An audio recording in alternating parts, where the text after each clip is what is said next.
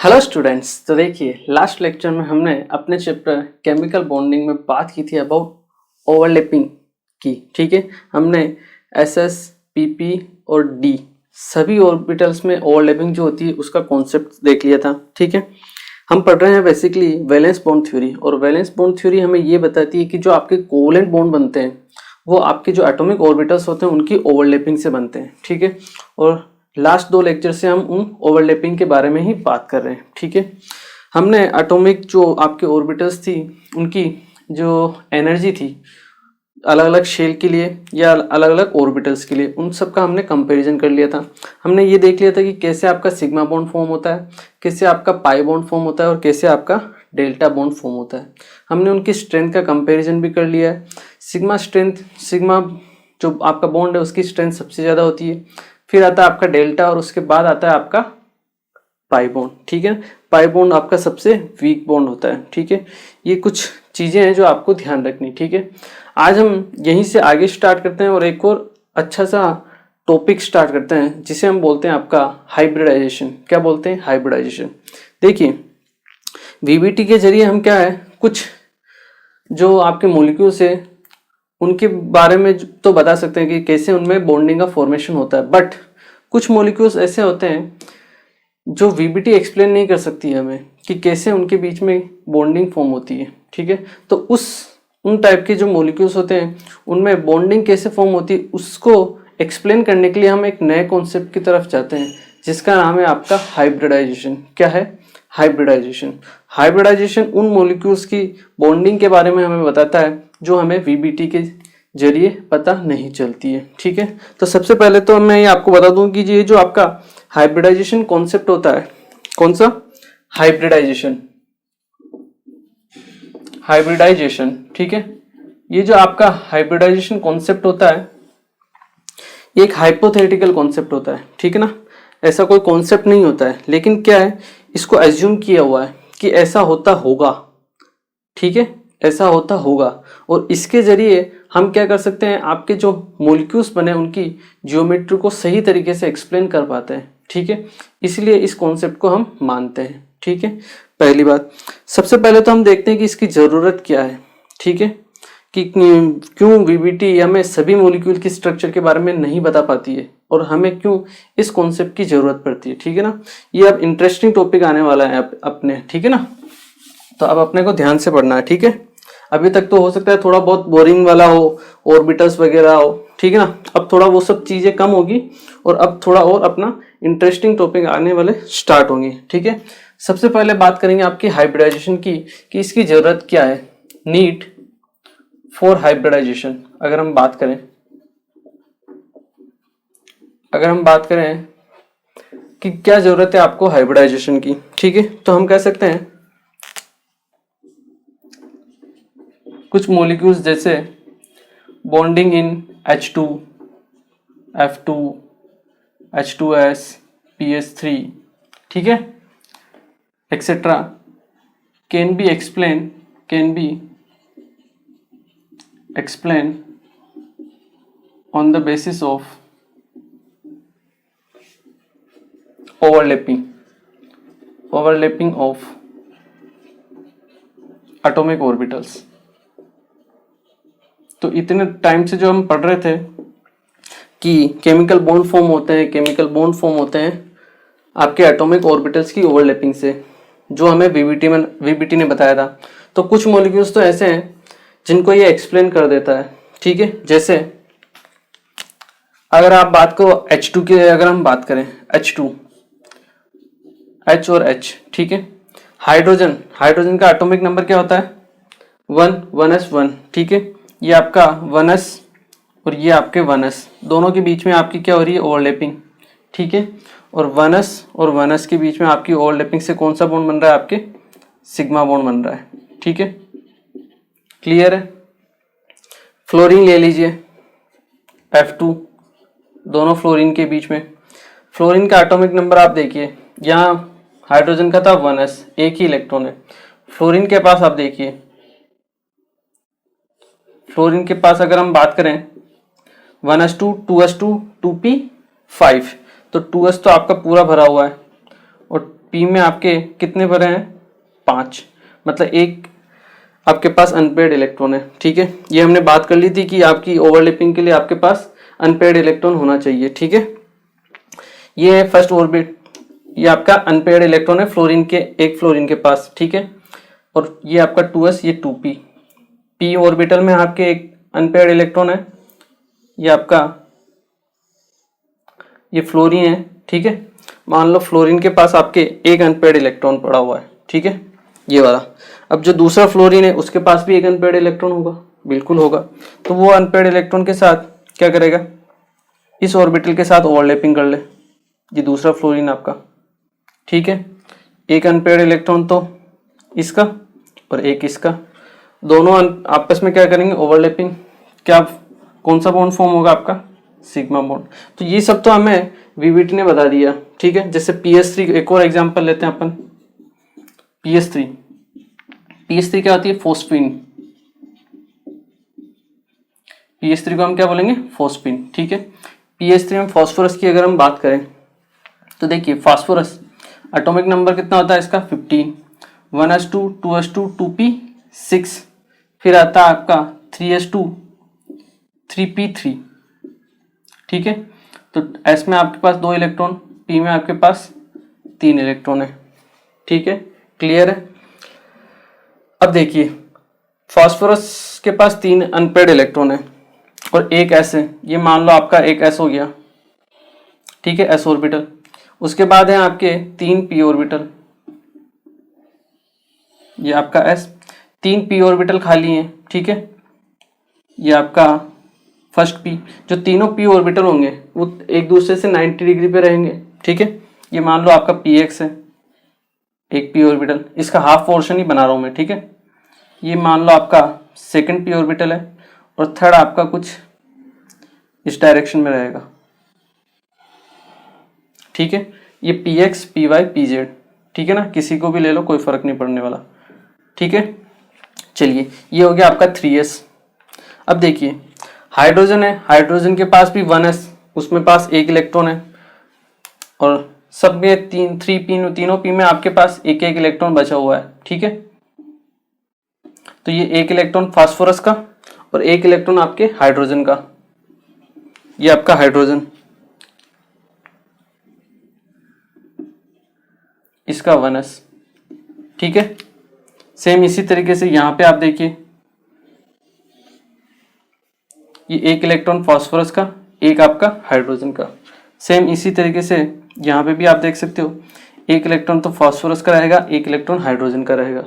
ठीक है, तो 3 अनपेयर्ड इलेक्ट्रॉन थे, 3 हाइड्रोजन ने आके क्या कर लिया, पेयरिंग कर ली। ठीक है, यहाँ पे कौन सा बॉन्ड बनेगा आपका, वही सिग्मा बॉन्ड बनेगा। और किस टाइप का होगा ये आपका, 3p और 3s, 3p और 1s किस किस के बीच में बन रहा है, आपके 3p और 1s के बीच में बन रहा है। ठीक है, चलिए यहाँ अगर आप देखोगे तो आपका जो स्ट्रक्चर होता है फास्फोरस का, इसका फॉस्फीन का, ये एक फास्फोरस, ये हाइड्रोजन, ये हाइड्रोजन, ये हाइड्रोजन। ठीक है, ये जो एंगल होगा इसे हम बोलते हैं आपका बॉन्ड एंगल, ये होता है आपका 90 डिग्री। ठीक है, तीनों इक्वल लेंथ के आपके बॉन्ड है। ठीक है, तो ये सब जो चीजें आपकी, ये तो हमें कौन बता देता है, वीबीटी बता देता है। ठीक है, लेकिन कुछ चीजें ऐसी होती है, जो कुछ मॉलिक्यूल्स ऐसे होते हैं जिनकी ज्योमेट्री को एक्सप्लेन नहीं कर पाता है वीबीटी, कि क्यों उनमें जो आपके एटॉमिक ऑर्बिटल्स की ओवरलैपिंग होती है। ठीक है, उससे कैसे मॉलिक्यूल फॉर्म नहीं होता है। ठीक है, या फिर उसकी जो प्रॉपर्टी है आपकी, जो एटॉमिक ऑर्बिटल्स से जो आपके मॉलिक्यूल बनना चाहिए उससे डिफरेंट होती है, ऐसा क्यों होता है। ठीक है, तो ये तो थी, हम सबको बताया वीबीटी ने। ठीक है, अब हम देखते हैं कि वीबीटी ने हमें क्या नहीं बताया। एक बार आप इन सबको नोट कीजिए। चलिए अब हम बात करते हैं आपके किसके बारे में, एक और मॉलिक्यूल लेते हैं, मीथेन, CH4। ठीक है ना, उसके बारे में बात करते हैं।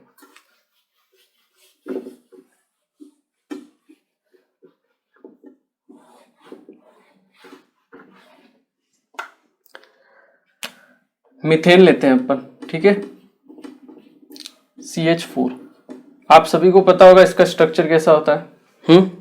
पता है, देखिए इसका स्ट्रक्चर इस तरीके से होता है, टेट्राहेड्रल इस टाइप का,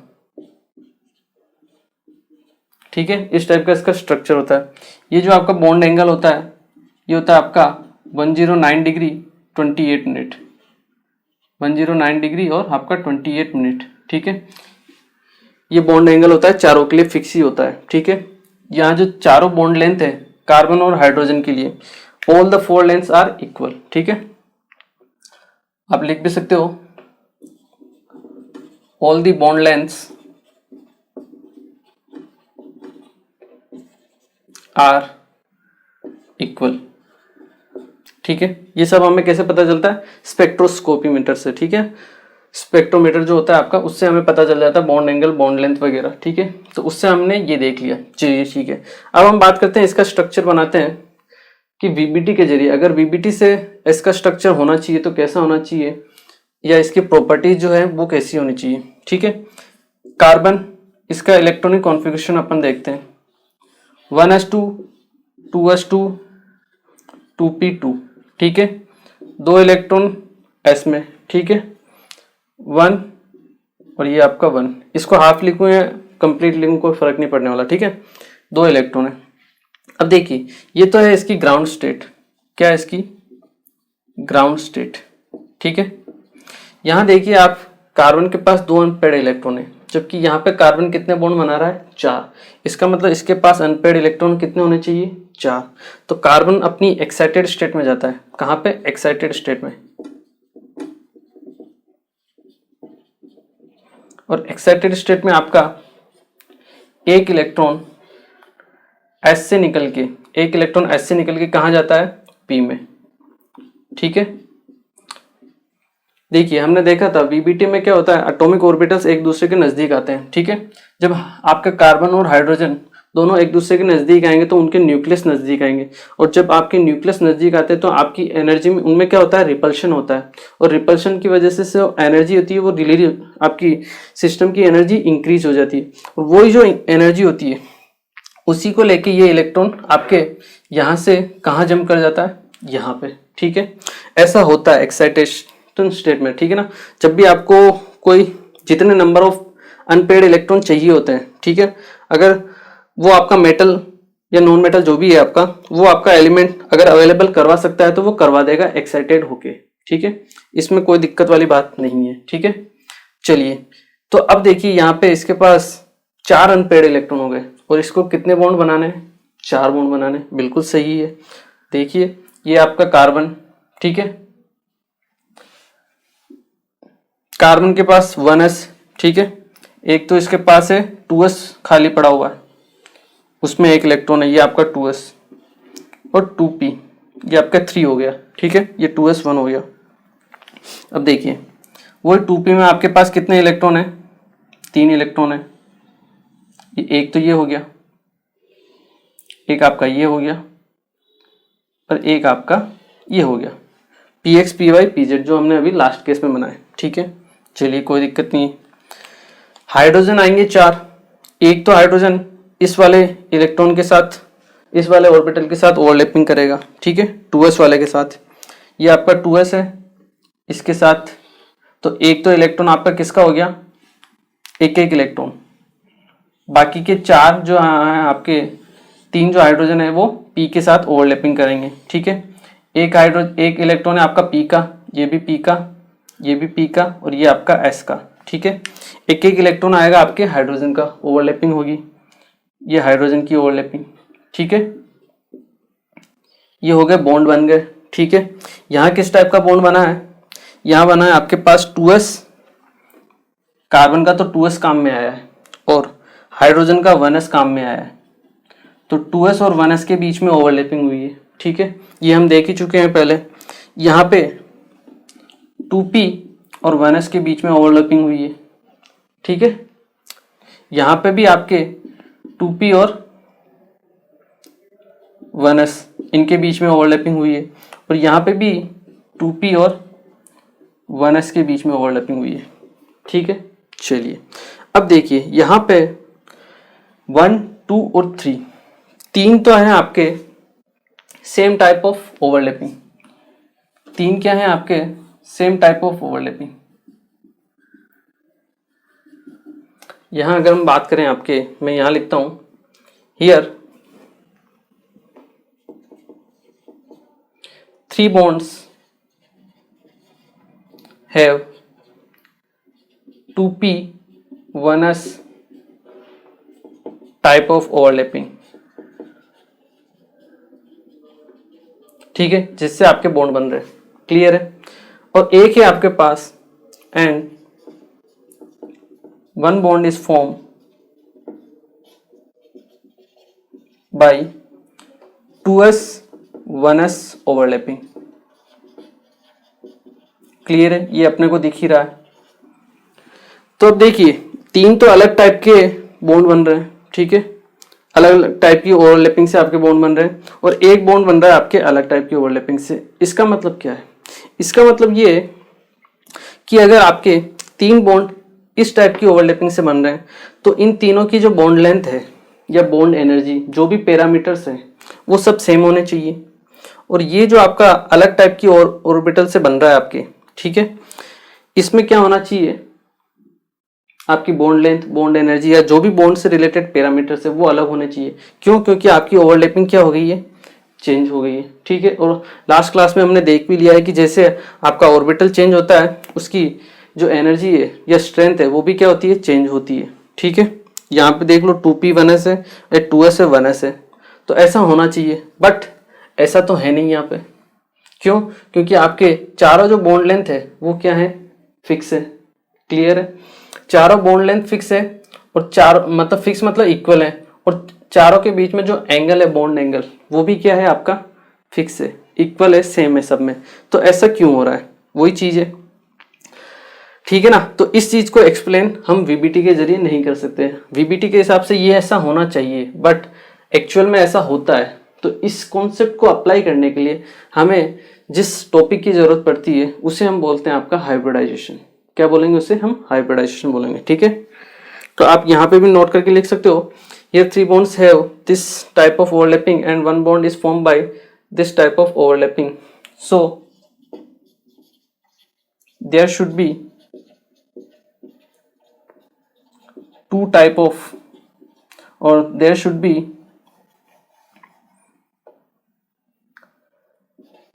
difference between bond parameters of all 4 bonds।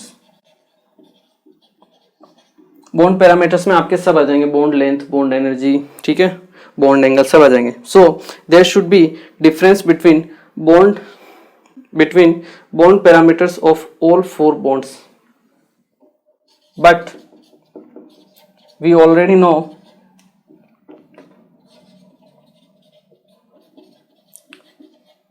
that all the bond parameters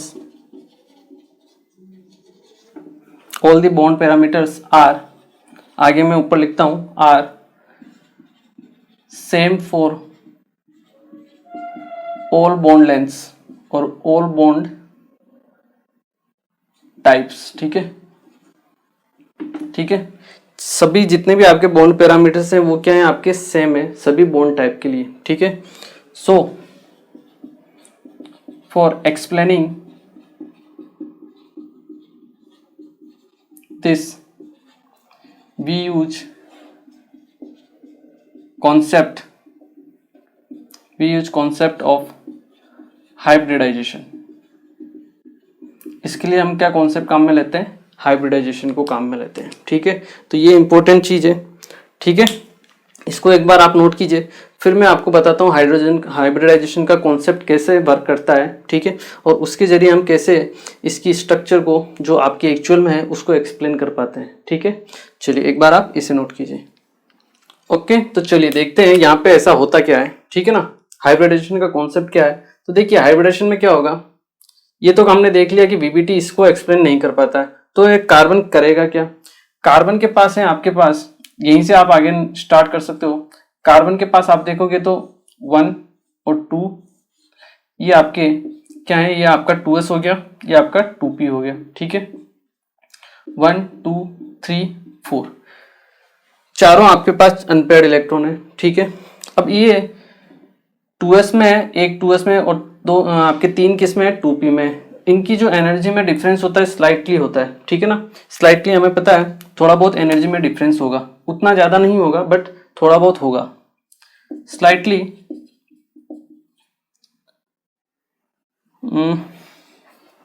difference in energy, different in energy, ठीक है। तो इनमें क्या होगा, थोड़ा बहुत आपका एनर्जी में डिफरेंस होगा, ठीक है। तो जब आपके पास हाइड्रोजन बॉन्डिंग बनाने के लिए आएगा कार्बन के पास, ठीक है, तो भैया चार आपके पास हाइड्रोजन है, एक हाइड्रोजन इससे बॉन्ड बना लेगा, 3 इससे बनाएंगे। तो 3 इससे क्यों बनाएंगे, क्यों भैया, एक तो ये है छोटा, मतलब 2s है, इसका लोअर एनर्जी लेवल पे, तो चारों हाइड्रोजन की कोशिश क्या रहेगी कि आपके किसके साथ बॉन्ड बनाए, इसके साथ, ठीक है। बाकी के 3 इसके साथ बनाएंगे। तो ऐसा नहीं होता है, ठीक है, ऐसा नहीं होगा। कार्बन क्या करेगा, अपने जो आपके 4 आपके अनपेयर्ड इलेक्ट्रॉन्स हैं या जो आपके 4 ऑर्बिटल्स हैं जिनमें स्लाइटली डिफरेंस है, वो क्या करेगा, इन ऑर्बिटल्स की इंटरमिक्सिंग करेगा। क्या करेगा, इंटरमिक्सिंग करेगा, और 4 नए हाइब्रिडाइज्ड ऑर्बिटल्स बनाएगा। कितने, 4, जिनमें सब में क्या होगा, एक एक अनपेयर्ड इलेक्ट्रॉन होगा, ठीक है। ये उसी तरीके से है, जैसे मैं आपको एक एग्जांपल देता हूँ। जैसे दिवाली के टाइम पे जब आप घरों में पेंट करते हो, तो मान लो आपने 4 अलग अलग कलर के डिब्बे ले आए, ठीक है। अब मान लो 2 अलग अलग कलर के डिब्बे ले आए, एक तो कोई मान लो रेड कलर का है और 3 डिब्बे हैं आपके पास येलो कलर के, ठीक है। अब घर पे तो आ गए चारों डिब्बे, ठीक है। अब बाद में डिस्कशन हुआ कि अलग अलग कलर सही नहीं है, ठीक है। तो आपने क्या किया, उन चारों डिब्बों को एक लीटर के जो थे आपके, उन सबको आपस में क्या कर दिया, मिक्स कर दिया, ठीक है। उसके बाद वापस आपने क्या किया, चारों डिब्बों को फिलअप कर दिया। अब जो आपके हाइब्रिडाइज ऑर्बिटल्स हैं, कॉन्सेप्ट समझिएगा, आपके पास जो एक बोतल रह गई, ठीक है ना, जो 1 लीटर का है, अब जो है उसका कलर ना तो आपको रेड मिलेगा, ना ही आपको क्या मिलेगा, येलो मिलेगा, वो एक मिक्स कलर होगा, ठीक है। और इसी तरह से मिक्सिंग से पहले भी आपके पास 4 ही ऑर्बिटल्स थे, मतलब 4 ही डिब्बे थे, और मिक्सिंग के बाद भी आपके पास 4 ही डिब्बे बचे। बट अब आप देखोगे चारों डिब्बों में जो कलर होगा वो सेम कलर होगा, ऐसा नहीं कि एक में अलग कलर होगा दूसरे में अलग, चारों में क्या होगा, सेम कलर होगा, ठीक है, पेंट होगा। उसे हम बोलेंगे इंटरमिक्सिंग, ठीक है। तो वही कार्बन ने यही किया, उसने क्या किया, अपने 2 ऑर्बिटल्स जिनकी एनर्जी में स्लाइटली डिफरेंस था, उनको क्या किया, उसने चारों को मिक्स कर लिया, ठीक है। इसे हम बोलते हैं इंटरमिक्सिंग ऑफ ऑर्बिटल। क्या बोलते हैं, इंटरमिक्सिंग ऑफ ऑर्बिटल। यहां आप लिख भी सकते हो intermixing of orbital, intermixing of orbitals. और इसी इंटरमिक्सिंग ऑफ ऑर्बिटल्स को हम किससे जानते हैं, हाइब्रिडाइजेशन से। किससे जानते हैं, हाइब्रिडाइजेशन से, ठीक है ना। ये उसी तरीके से है जैसे बायो में हम पढ़ते हैं ना, जैसे एक पौधा है उसमें कीड़े नहीं लगते हैं और दूसरा पौधा है उसमें फ्रूट ज़्यादा लगते हैं, तो हमने क्या किया, दोनों को मिक्स करके एक नया हाइब्रिड बना दिया। उसमें क्या होगा, कीड़े भी नहीं लगेंगे और आपके फ्रूट भी ज़्यादा होंगे। सेम उसी तरीके से हाइब्रिडाइजेशन होता है यहाँ पे, ठीक है। पहले स्लाइटली डिफरेंस था एनर्जी में, अब जो आपके चारों ऑर्बिटल्स बन जाएंगे इनमें एनर्जी डिफरेंस नहीं होगा, ठीक है ना। ये जो चारों होंगे आपके सेम एनर्जी लेवल पे होंगे, ठीक है। और इन्हें हम क्या बोलते हैं, आपका टेक्निकल टर्म है डीजनरेट, ठीक है। तो ये हाइब्रिडाइजेशन का कॉन्सेप्ट होता है कि हाइब्रिडाइजेशन से पहले आपके एटॉमिक ऑर्बिटल्स की एनर्जी डिफरेंट होती है, स्लाइटली डिफरेंस होती है, ठीक है। बट हाइब्रिडाइजेशन के बाद आपके जितने भी ऑर्बिटल्स हैं वो सब की एनर्जी क्या हो जाती है, सेम हो जाती है, मतलब वो एक लेवल पे आ जाते हैं, ठीक है। अब क्योंकि सबकी एनर्जी सेम आ गई है, तो यहां से हम क्या कर सकते हैं, CH4 की जो जियोमेट्री है उसको एक्सप्लेन कर सकते हैं, ठीक है ना। इसको एक्सप्लेन हम आगे एक और थ्योरी आएगी BSc-PR, उसके जरिए भी करेंगे, ठीक है ना। तो अब आप देखिए यहाँ वही हो गया। अब देखिए चारों जो आपके ऑर्बिटल्स हैं वो क्या हो गए, सेम एनर्जी लेवल पे आ गए। तो अब हाइड्रोजन जो है किसी भी ऑर्बिटल के साथ क्या कर सकता है, ओवरलैपिंग करता है। तो हाइड्रोजन आपके कार्बन के साथ ओवरलैपिंग करता है, शो करता है, और एक फिक्स्ड डायरेक्शन में क्या करता है, ओवरलैपिंग को शो करता है, और ये होता है आपका टेट्राहेड्रल मैनर। ठीक है,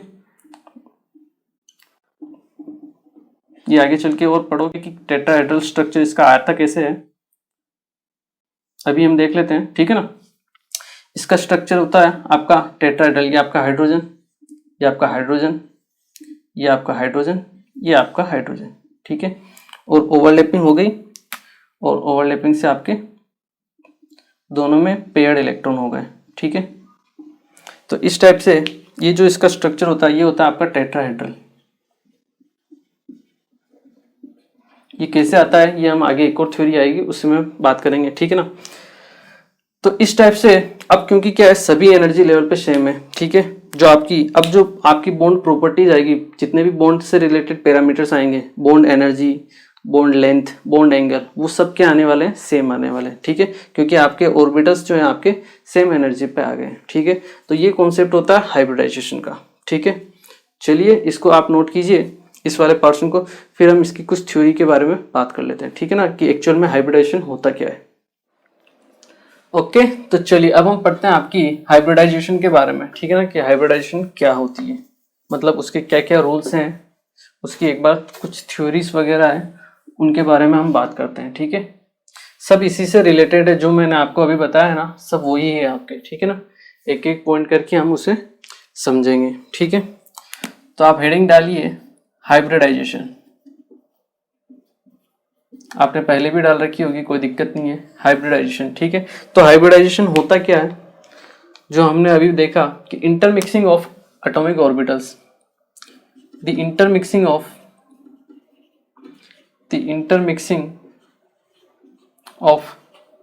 atomic orbitals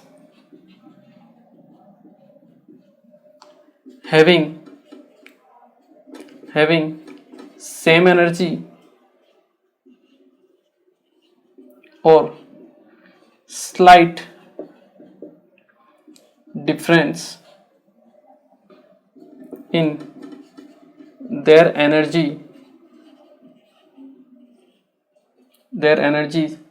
can participate in hybridization,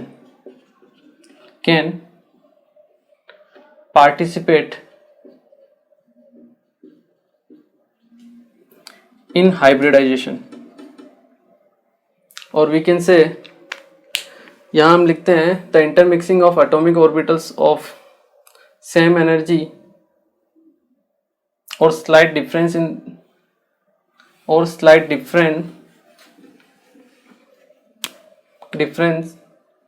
energy is called hybridization.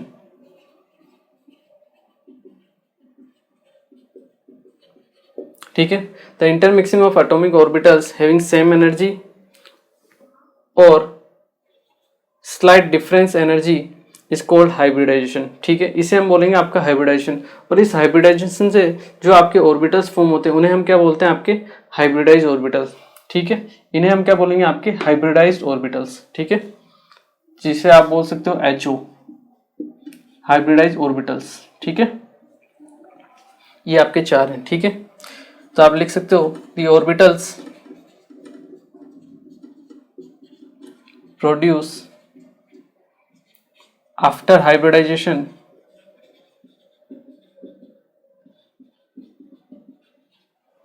Is called hybridised orbitals.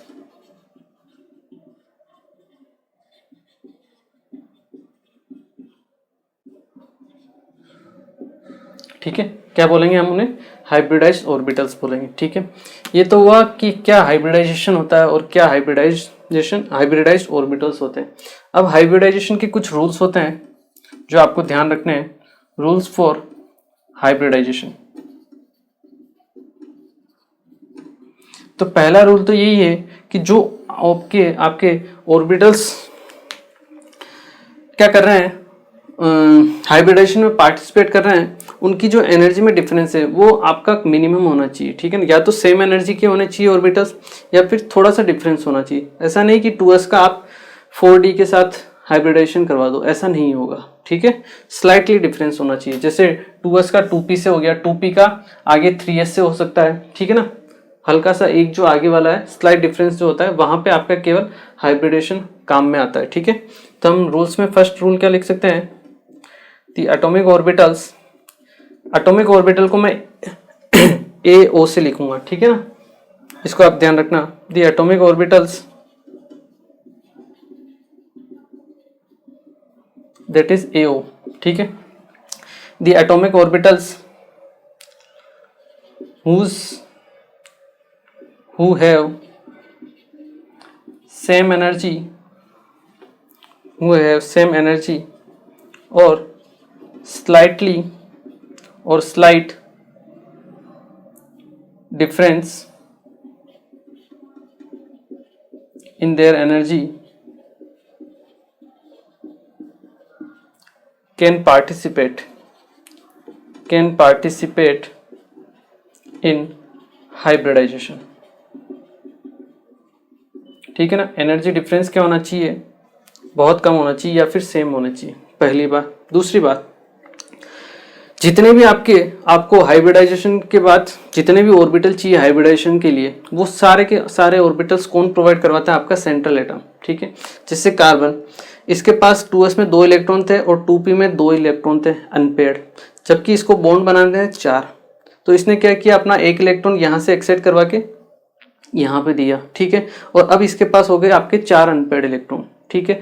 और आपको हाइब्रिडाइजेशन के लिए भी कितने ऑर्बिटल चाहिए थे, 4, ठीक है। तो हाइब्रिडाइजेशन के लिए जितने रिक्वायर्ड नंबर ऑफ ऑर्बिटल्स चाहिए वो आपको कौन प्रोवाइड करवाता है, आपका सेंट्रल एटम, ठीक है। चलिए सेकंड पॉइंट क्या रहेगा आपका, द सेंट्रल एटम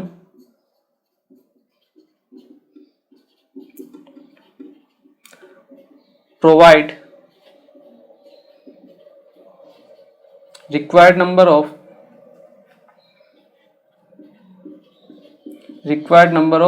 orbitals, ठीक है।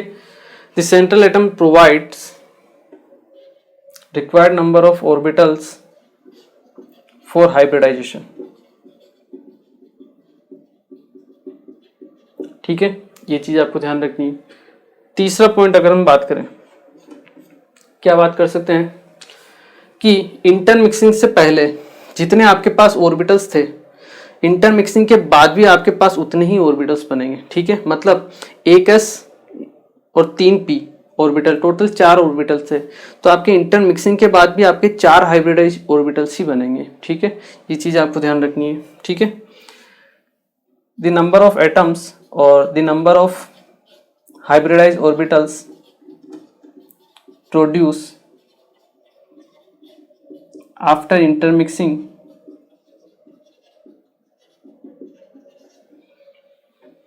is equal to the number of atomic orbitals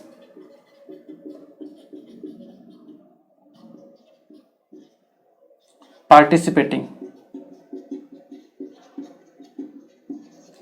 for hybridization,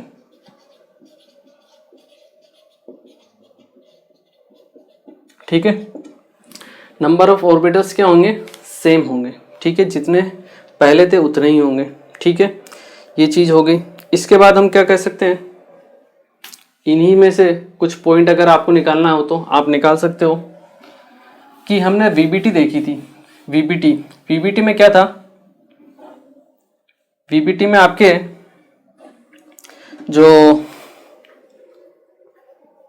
overlapping हो रही थी वीबीटी में, वो आपके अलग अलग ऑर्बिटल्स, जो आपके अलग अलग एटम्स थे उनके बीच में हो रही थी, ठीक है। जो ओवरलैपिंग हो रही थी वो 2 अलग अलग एटम्स के जो आपके ऑर्बिटल्स हैं उनके बीच में हो रही थी। जबकि यहाँ पे आप देखोगे जो हाइब्रिडेशन हो रहा है वो एक ही एटम है कार्बन, उसी के जो ऑर्बिटल्स हैं उनके बीच में हो रही है, ठीक है ना, इंटरमिक्सिंग। ये चीज आपको ध्यान रखना है। वीबीटी में हमने 2 अलग अलग एटम्स के बीच में ओवरलैपिंग को देखा था, जबकि यहाँ पे हाइब्रिडेशन में एक ही एटम के अलग अलग ऑर्बिटल्स के बीच में क्या होती है, ओवरलैपिंग, या फिर हम कह सकते हैं इंटरमिक्सिंग होती है।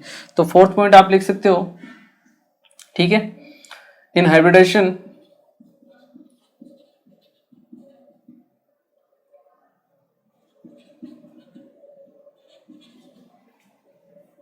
और the hybridization will occur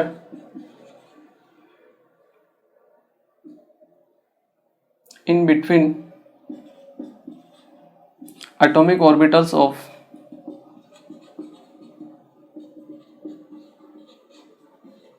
same atom. ठीक है, the hybridization will occur in between atomic orbitals of same atom. Two different atoms, the orbitals of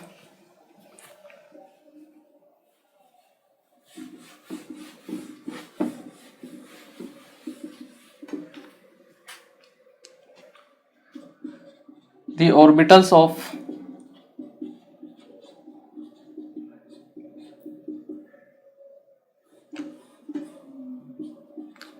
two different atoms, the orbitals of two different atoms cannot show hybridization. ठीक है, ये चीज आपको ध्यान रखनी है, ठीक है ना। हाइब्रिडेशन एक ही एटम के अलग अलग ऑर्बिटल्स के बीच में होता है, जबकि जो ओवरलैपिंग होती है वो आपके अलग अलग एटम्स के जो ऑर्बिटल्स हैं उनके बीच में होती है, ठीक है ना। ये डिफरेंस होता है आपके ऑर्बिटल और इसमें हाइब्रिडेशन और ओवरलैपिंग में, ठीक है। ये चीज आपको ध्यान रखनी है, ठीक है। और हम क्या पॉइंट बोल सकते हैं, हाइब्रिडाइजेशन के बाद आपने देखा कि चार नए हाइब्रिडाइज ऑर्बिटल्स बने थे, ठीक है। वो जो होते हैं आपके जितने भी बॉन्ड रिलेटेड जितने भी आपके पैरामीटर्स होते हैं वो सब उनके लिए सेम होते हैं, मतलब चारों हाइब्रिडाइज ऑर्बिटल्स जो होते हैं आइडेंटिकल होते हैं, ठीक है। तो आप लिख सकते हो आफ्टर हाइब्रिडाइजेशन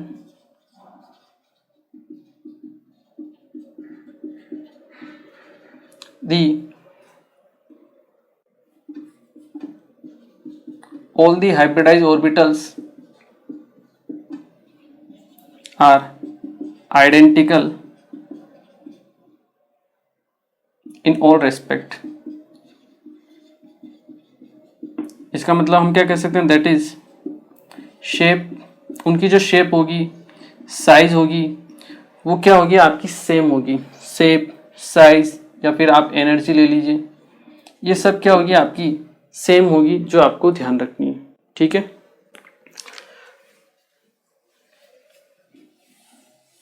और यहां पे भी आपने देखा था, अभी इसकी बात हम कर लेते हैं, ठीक है ना। तो आपका जो हाइब्रिडाइज ऑर्बिटल्स होता है उसका जो शेप होता है उसको हम कैसे रिप्रेजेंट करते हैं वो भी मैं आपको बता देता हूं। The shape of the hybridisation या फिर hybridise orbitals, the shape of hybridise orbital is, वो किसके जैसा होगा, हमें उसे कैसे रिप्रेजेंट करेंगे, आपके इस तरीके से, एक बड़े वाले लूप के जरिए, जो आपका बड़ा वाला लोब होता है उसके जरिए हम क्या करेंगे, हाइब्रिडाइज ऑर्बिटल को एक्सप्लेन, मतलब उसका स्ट्रक्चर को शेप करेंगे, ठीक है। मतलब बताएंगे कि ऐसा स्ट्रक्चर होता है आपके हाइब्रिडाइज ऑर्बिटल्स का, जितने भी आपके हाइब्रिडाइज ऑर्बिटल्स होंगे उनका सबका क्या होगा, शेप सेम होगा। तो हम उसे इस टाइप से रिप्रेजेंट करते हैं, ये आपका हाइब्रिडाइज ऑर्बिटल्स होता है, ठीक है। अभी आप देखोगे भी सही एग्जांपल्स वगैरह में, ठीक है। लास्ट पॉइंट अगर हम इसके लिए बात करें तो हम कह सकते हैं कि जितने भी आपके हाइब्रिडाइज ऑर्बिटल्स होते हैं, ठीक है ना, वो अपने आप को कुछ इस तरीके से 3D के अंदर अरेंज करते हैं ना कि उनमें जो रिपल्शन होता है वो क्या होता है, मिनिमम होता है, ठीक है।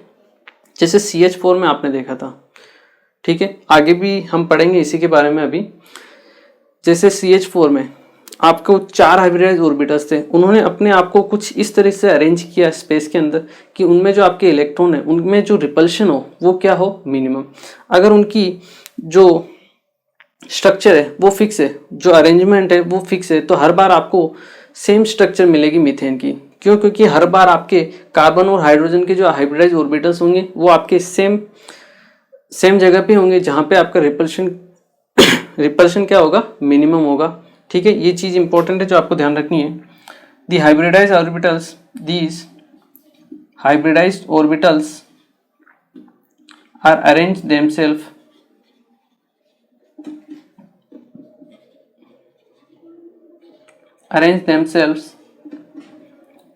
in 3D in such a way that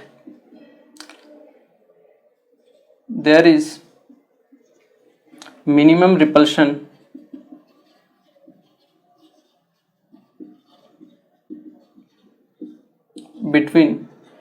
atomic orbitals, ठीक है, उनमें क्या हो, आप में मिनिमम रिपल्शन हो, या तो एटॉमिक ऑर्बिटल या आप इलेक्ट्रॉन्स ले लीजिए, कोई दिक्कत नहीं, सेम ही है। उनमें रिपल्शन क्या होना चाहिए, मिनिमम होना चाहिए, ठीक है। There is minimum repulsion between atomic orbitals. In this way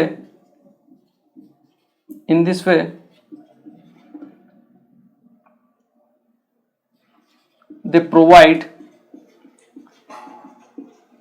a regular geometry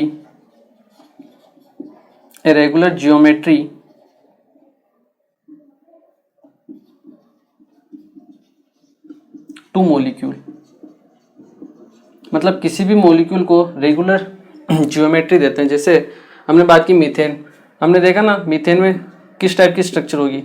अब जब भी आपका मीथेन बनेगा हमेशा ऐसा ही रहेगा, क्यों? क्योंकि यहाँ पे हाइड्रोजन और कार्बन ने, इनके जो ऑर्बिटल्स हैं, इन्होंने अपने आप को इस तरह से इस शेप में डाल दिया है कि ये आपका कार्बन और हाइड्रोजन का जो ऑर्बिटल्स यहाँ रहेगा और एक यहाँ रहेगा, इनके बीच में मिनिमम एंगल होगा कुछ ना कुछ, वो होता है मान लो 109 डिग्री 28 मिनट। तो जब भी आपका मीथेन का मॉलिक्यूल बनेगा ये ऑर्बिटल्स इसी शेप में रहेंगे, ठीक है। यहाँ पे आपका जो रिपल्शन होता है वो क्या होता है, मिनिमम होता है। तो हर बार जब भी आपका मीथेन का मॉलिक्यूल फॉर्म होगा तब वो मिनिमम रिपल्शन के लिए जाएंगे और आपको जो मॉलिक्यूल है उसको एक रेगुलर ज्योमेट्री प्रोवाइड करवाएंगे, ठीक है।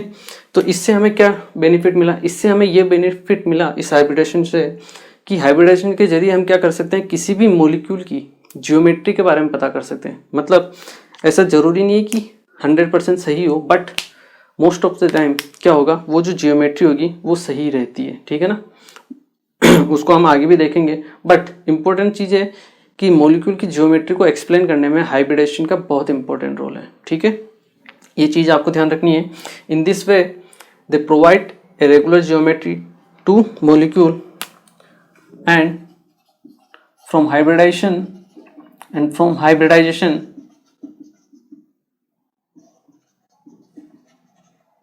we can predict the geometry of a molecule। किसी भी मॉलिक्यूल की जियोमेट्री को क्या कर सकते हैं, प्रिडिक्ट कर सकते हैं, ठीक है। मैं आपको बताता हूं कि कौन कौन से हाइब्रिडाइजेशन के लिए कैसे हम जियोमेट्री को प्रिडिक्ट करते हैं, ठीक है ना। आई थिंक ये पॉइंट है, याद नहीं रखने आपको, ठीक है। लिखना है, भूल जाना है, कोई काम के नहीं है, ठीक है। इसका जो एप्लीकेशन पार्ट है वो इम्पोर्टेंट है, ठीक है। जैसे जैसे आप आगे बढ़ोगे ना आपको सब ध्यान आ जाएगा ये, ठीक है ना। इसलिए इनको बैठ के रटने की जरूरत नहीं है, ठीक है। एक बार पढ़ लिया, ठीक है, जो मैंने आपको समझाया वही लिखा हुआ है, ठीक है। रटने की जरूरत नहीं है, समझना है अपने को, ठीक है। अब जो मैं आपको समझाऊंगा वो बताऊंगा कि कैसे आपके अलग अलग हाइब्रिडाइजेशन के लिए अलग अलग शेप होती है, ठीक है। उसके बारे में हम बात करते हैं, ठीक है। एक बार आप इन सबको नोट कीजिए। चलिए अब हम बात करते हैं आपके कि हाइब्रिडेशन के अलग अलग जो ऑर्बिटल्स होते हैं, कितने नंबर ऑफ हाइब्रिडाइज ऑर्बिटल्स होते हैं, तो आपकी क्या जियोमेट्री होती है, ठीक है ना। हाइब्रिडेशन के बेसिस पे हम कैसे आपकी जियोमेट्री को प्रिडिक्ट करते हैं, ठीक है। यहाँ एक पॉइंट और आप नोट कर सकते हो, एर्थ पॉइंट, ठीक है ना, कि ऑल टाइप ऑफ ऑर्बिटल्स जिसमें आपके हाफ फील्ड आएंगे, ठीक है, फुल्ली फील्ड और वैकेंट, तीनों टाइप के आपके जो ऑर्बिटल्स होते हैं वो आपके हाइब्रिडेशन में पार्टिसिपेट कर सकते हैं, ठीक है ना। All type of orbitals can participate in hybridisation, ठीक है। इस पॉइंट को आप नोट कीजिए, हो गया। चलिए अब हम बात करते हैं जो आपका हाइब्रिडाइजेशन है वो कैसे या किस किस हाइब्रिडाइजेशन के लिए हमें कौन कौन सी ज्योमेट्री मिलती है, ठीक है। तो इसके लिए बेसिकली हम क्या करेंगे, एक टेबल बनाएंगे, ठीक है ना, और टेबल फॉर्म में देखते हैं। आपको याद नहीं रखनी, अपने आप याद हो जाएगी, ठीक है ना, चिंता मत कीजिए। जितने भी चीजें आपको सब रटनी नहीं है, अपने आप याद होगी, ठीक है। देखिए अगर हम बात करें आपके number of hybridise orbitals hybridise orbitals, ठीक है। इसके बाद हम लेते हैं आपकी जियोमेट्री, और उसके बाद हम लेते हैं आपका बॉन्ड एंगल, ठीक है। तो ये चीज आपको ध्यान रखनी है। चलो इसको ऐसा करते हैं, थोड़ा छोटा करते हैं, ज्यादा बड़ा हो गया। नंबर ऑफ हाइब्रिडाइज ऑर्बिटल्स, ये हो गई आपकी जियोमेट्री, और ये हो गया आपके बॉन्ड एंगल, ठीक है। चलिए, अगर नंबर ऑफ हाइब्रिडाइज ऑर्बिटल्स 2 है, हमने देखा था अभी कि जितने number of atomic orbitals participate करते हैं हाइब्रिडेशन में, उतने ही नंबर ऑफ हाइब्रिडाइज ऑर्बिटल्स क्या होते हैं, प्रोड्यूस होते हैं, ठीक है। अगर आपके पास number of hybridise orbitals 2 produce हो रहे हैं, तो उनकी जियोमेट्री क्या होती है, वो भी आपने 7 पॉइंट देखा था कि ये जो आपके हाइब्रिडाइज ऑर्बिटल्स होते हैं, ये अपने आप को 3D में इस तरीके से अरेंज करते हैं कि इनके बीच में रिपल्शन जो होता है वो मिनिमम होना चाहिए, ठीक है। जैसे मान लो आपके ये 2 हाइब्रिडाइज ऑर्बिटल्स है, मैं इनको 3D में किस तरह से अरेंज करूं कि इनके बीच में रिपल्शन क्या हो, मिनिमम हो। क्या मैं इस तरीके से करूं? नहीं, थोड़ा और एंगल इंक्रीज करूं, इसका एंगल इंक्रीज करूं, इसका एंगल और इंक्रीज करूं, यहाँ पे क्या होगा, रिपल्शन मिनिमम होगा, एंगल और बढ़ाऊं, फिर से आपका क्या हो जाएगा, रिपल्शन बढ़ जाएगा। तो आप देखिए 2 ऑर्बिटल्स अपने आप को 180 डिग्री पे जब रखेंगे, तब आपके रिपल्शन क्या होगा, मिनिमम होगा, ठीक है। तो यही है इनकी ज्योमेट्री का, कि जब आपके नंबर ऑफ हाइब्रिडाइज ऑर्बिटल्स 2 होते हैं, ठीक है, तो इसकी जो ज्योमेट्री होती है वो इस टाइप से होती है आपकी, कि ये जो 2 ऑर्बिटल्स होते हैं, ठीक है, ये अपने आप को कुछ इस टाइप से 3D में अरेंज करते हैं, ठीक है। ये आपका फर्स्ट लूप है, ये आपका अंदर वाला स्मॉल लूप, ठीक है। मैंने अभी आपको हाइब्रिडाइज ऑर्बिटल का शेप बताया था, ठीक है। कितना एंगल रहेगा, 180 डिग्री, तो बॉन्ड एंगल रहेगा आपका 180 डिग्री, ठीक है। अब यहाँ पे नंबर ऑफ हाइब्रिडाइज ऑर्बिटल्स हैं 2, ठीक है। तो एक तो S काम में आएगा और एक क्या काम में आएगा, आपके P काम में आएगा, ठीक है। तो एक S और एक P दोनों के जब एटॉमिक ऑर्बिटल्स आपस में इंटरमिक्सिंग करेंगे, तो 2 नए हाइब्रिडाइज ऑर्बिटल्स बनेंगे, ठीक है, जिन्हें हम किस नाम से जानेंगे, sp हाइब्रिडाइज ऑर्बिटल के नाम से, ठीक है। जियोमेट्री होगी आपकी, इसे हम बोलेंगे लीनियर, क्या बोलेंगे, आपकी लीनियर ज्योमेट्री। बॉन्ड एंगल आपका 180 डिग्री, ठीक है। चलिए, नंबर ऑफ हाइब्रिडाइज ऑर्बिटल्स हो गए आपके पास 3, एक तो S वाला काम में आएगा और 2 आएंगे आपके काम में P के, sp2 अगर हाइब्रिडेशन हो तो देखिए 2 तो ये हो गया आपके, ठीक है। अगर मान लो एक और मार्कर आ जाए, चलिए ठीक है, एक और आपके पास मार्कर आए, ठीक है, तो 3 को आपको मार्कर को अरेंज करने के लिए, ठीक है, किस तरीके से अरेंज कर सकते हो, जैसे ये एक मार्कर है, ये दूसरा मार्कर है, ठीक है, ये तीसरा मार्कर है, इनको आप कितने एंगल पे अरेंज करोगे कि इनके बीच में रिपल्शन होगा, वो क्या होना चाहिए, मिनिमम। कोई एंगल है? जी हाँ, बिल्कुल सही, क्या एंगल है, 120 डिग्री। अगर हम तीनों मार्कर को एक दूसरे से 120 डिग्री से डिफ्रेंशिएट करें, अलग अलग करें, दूरी पर रखें, तो आपके क्या होगा, रिपल्शन मिनिमम होगा। अगर मान लो मैं ये 110 कर देता हूँ, ठीक है, और इसको थोड़ा सा स्लाइटली इस तरफ ले आऊँ, तो आपके यहाँ पे रिपल्शन इंक्रीज हो जाएगा, ठीक है। भले ही यहाँ से एंगल 130 हो जाएगा, इंक्रीज हो जाएगा, बट यहाँ से एंगल कम हो गया तो रिपल्शन यहाँ पे ज़्यादा हो जाएगा, ठीक है। तो ऐसा नहीं होना चाहिए, बॉन्ड एंगल आपका सेम रहना चाहिए, ठीक है। तो एंगल क्या होगा आपका, 120 डिग्री, बिल्कुल सही। ये आपका फर्स्ट लोब, ये आपका सेकेंड लोब, ये आपका थर्ड लोब, ठीक है। ये अपने आप को 3D में किस तरह से अरेंज करेंगे कि इनके बीच में बॉन्ड एंगल है वो कितना रहना चाहिए, 120 डिग्री, ठीक है। ये इनकी आपकी स्मॉल लोब्स, ठीक है।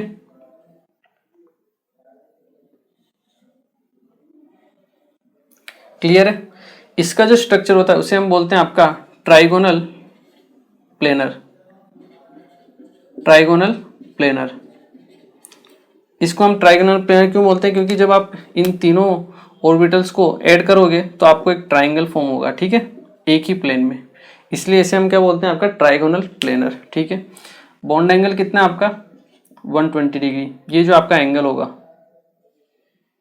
ये कितना होना चाहिए आपका 120 डिग्री।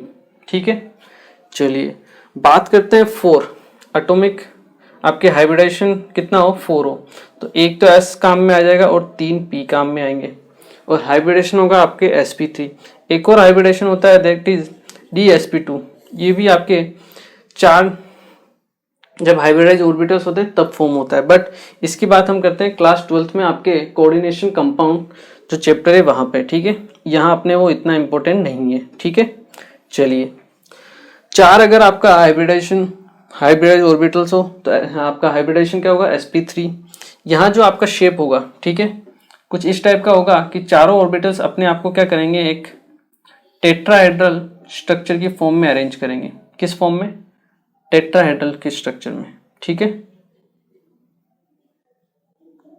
तो यहाँ जो एंगल होगा आपके ये होगा आपके 109 डिग्री 28 मिनट। ठीक है, ये आपकी स्मॉल लोब्स।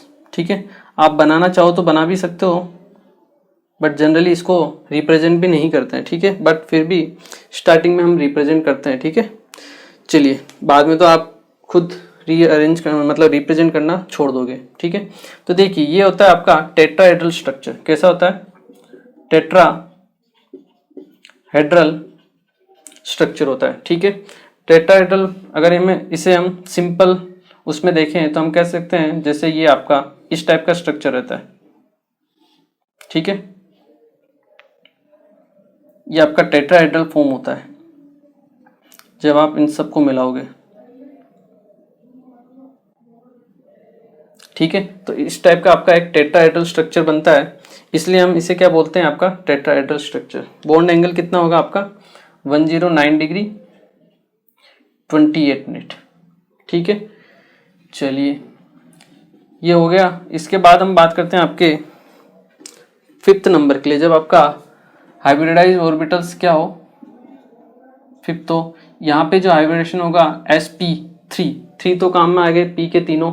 अब आएगा आपकी d sp3d। ठीक है, 5 हाइब्रिडाइज ऑर्बिटल्स होंगे। इसका जो स्ट्रक्चर होगा वो कुछ इस तरीके से होगा, ये ट्राइगोनल बाइपिरामिडल टाइप का इसका शेप होता है। ठीक है, कुछ इस तरीके से इस टाइप से। ठीक है, पांचों आपके 1 2 3 4 5। ठीक है, इसे हम बोलते हैं आपका ट्राइगोनल बाइपिरामिडल। ठीक है, कुछ इस तरीके से अरेंज होता है ये 1 2 ये आपके 3 फिर आपके 1 और 4, ये 5 इस टाइप के आपके ऑर्बिटल्स होते हैं हाइब्रिडाइज। ठीक है, तो ये आपका इस टाइप का स्ट्रक्चर बनता है। ठीक है, तो ये ज़्यादा ही थोड़ा कॉम्प्लिकेटेड है इसलिए मैंने आपके लिए सिंपल बना दिया है। ठीक है, चलिए वो है आपका ट्राइगोनल बाइपिरामिडल जिसे हम TBP ये भी बोल सकते हैं। ठीक है, यहाँ आप देखो एक तो आपका ट्राइंगल यहाँ बनेगा नीचे की तरफ। ठीक है, और एक बनेगा आपके ट्राइगोनल आपके ऊपर की तरफ से। ठीक है, जब आप तीनों उनको मैच करोगे। ठीक है, तो ये होता है आपका ट्राइगोनल बाइपिरामिडल। ठीक है, नहीं तो इनको भी हटा दो आप। ठीक है ना, सिंपल इसी टाइप में स्ट्रक्चर रखो नहीं तो आपको कंफ्यूजन हो जाएगा। ठीक है, सिंपल टाइप में आप स्ट्रक्चर रखिए। ठीक है, ये आपका ट्राइगोनल बाइपिरामिडल। यहाँ आप एंगल देखिए, एक तो ये और ये इसके बीच में होगा 180 डिग्री। यहाँ आपके जो बॉन्ड एंगल होगा बॉन्ड एंगल ये एक तो 180 डिग्री का होगा। ठीक है, यहाँ पे जो तीनों जो प्लेन में है उनके बीच में होगा आपके 120 डिग्री। ठीक है, और इसके बीच में ये होगा आपके 90 डिग्री। ठीक है, तो 3 टाइप के आपके बॉन्ड एंगल रहेंगे। ठीक है, 6 अगर हम देखें यहाँ आएगा आपका हाइब्रिडेशन sp3d2। ठीक है, 6 अगर आपके हाइब्रिडाइज ऑर्बिटल्स हो तो। ठीक है, यहाँ जो स्ट्रक्चर बनता है वो देखिए आप कुछ इस टाइप का बनता है।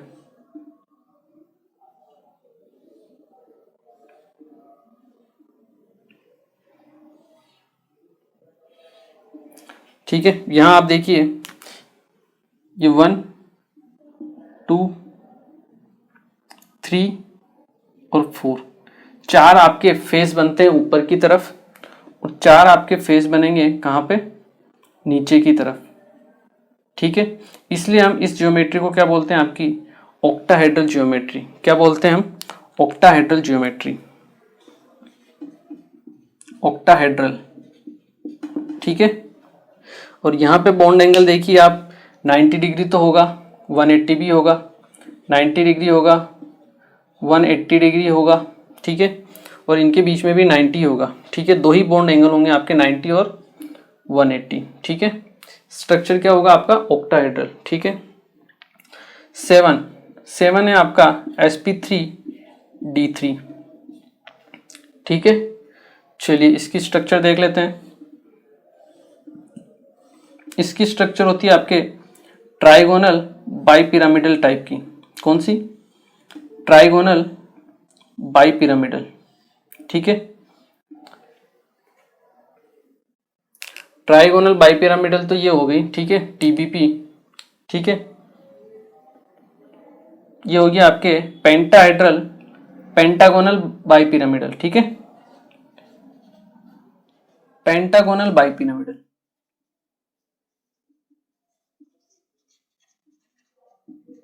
ठीक है, टीबी आपका पी बी पी।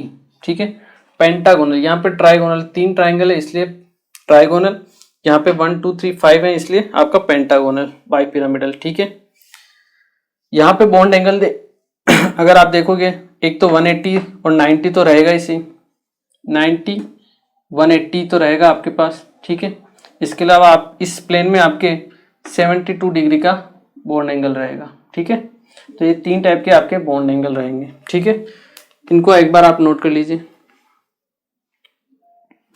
ओके, तो चलिए आज के लेक्चर में हमने बेसिकली बात की हाइब्रिडाइजेशन के बारे में। ठीक है, हाइब्रिडाइजेशन एक हाइपोथेटिकल कॉन्सेप्ट है जो किसी भी मॉलिक्यूल की, उस मॉलिक्यूल की ज्योमेट्री को एक्सप्लेन कर सकता है जिस मॉलिक्यूल की ज्योमेट्री को आपका वीबीटी एक्सप्लेन नहीं कर सकता है। ठीक है, वीबीटी सभी की एक्सप्लेन नहीं कर पाता है, उसके लिए हमने कौन सा कॉन्सेप्ट काम में लिया, हाइब्रिडेशन का।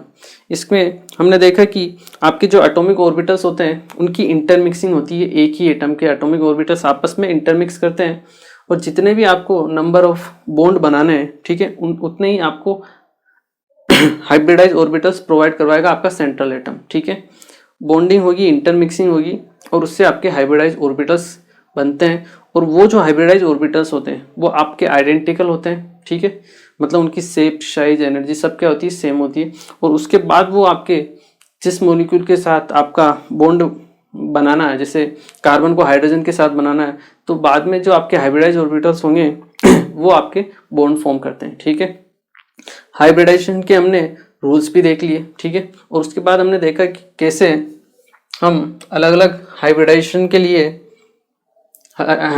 अलग अलग टाइप के लिए उनकी ज्योमेट्री को एक्सप्लेन कर सकते हैं। ठीक है, ये ज्योमेट्री क्यों आई, क्योंकि ये जो आपके हाइब्रिडाइज ऑर्बिटल्स हैं ये अपने आप को 3D में एक फिक्स्ड अरेंजमेंट में क्या करते हैं, फिक्स्ड अरेंजमेंट होता है इनका, मतलब ऐसा अरेंजमेंट होता है कि रिपल्शन क्या हो, मिनिमम हो। ठीक है, तो उस रिपल्शन को मिनिमम जब करेंगे हर बार, तब आपको हमेशा एक फिक्स्ड ज्योमेट्री मिलेगी।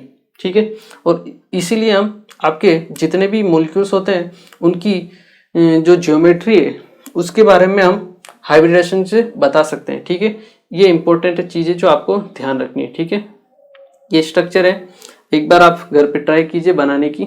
ठीक है, बाकी याद तो आपको धीरे धीरे हो ही जाएगी। ठीक है, बॉन्ड एंगल वगैरह जो आपको ध्यान रखना है। ठीक है, तो आज के लेक्चर को हम यही फिनिश करते हैं, अच्छे से प्रैक्टिस कीजिए, मिलते हैं फिर नेक्स्ट लेक्चर। और इन्हीं हाइब्रिडाइज जो हमने पढ़ा है अब हम क्या करेंगे, इनको एक एक करके एक्सप्लेन करेंगे कि आपका कैसे जो ऑर्बिटल्स, जो आपके हाइब्रिडेशन है वो कैसे हो रहा है, हम एक एक को डीपली एक्सप्लेन करेंगे। ठीक है, तो मिलते हैं फिर next lecture. Thank you very much.